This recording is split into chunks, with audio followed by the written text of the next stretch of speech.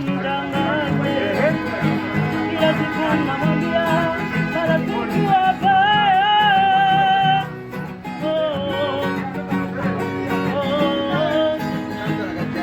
Tatizo mi bado nilipotelezi kakosa sipajui, kaka kafunga virago na akaamua kuondoka visijui.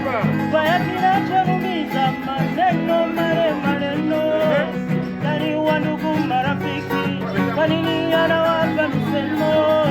Najitahidi kupapasa panaponiuma ila sioni chochote, ila ndo kutwa mikasa yala vimoyo sema unanidunga dunga.